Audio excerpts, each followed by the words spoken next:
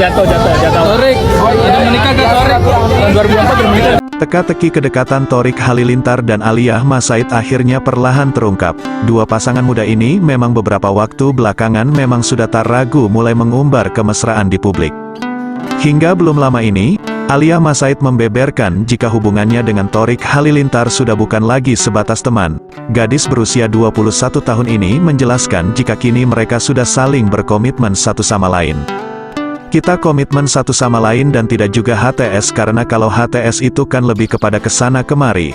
Jadi kita berdua sudah berkomitmen dan sudah sama-sama membahas persoalan ini dari awal, tukas Aliyah Masaid dalam podcast bersama Ola Ramlan tempo hari.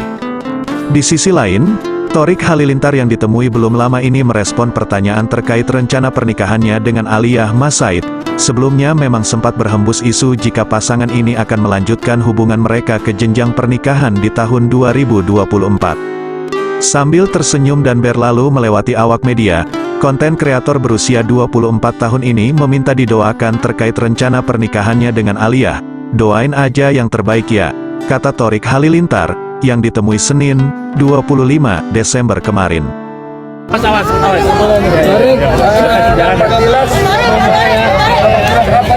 Mas, jatuh. Torik, ada menikah gak Torik? Tahun 2004 udah menikah gak? Doain aja kan udah panggil berarti udah pacaran nih, fix. Oke, bentar.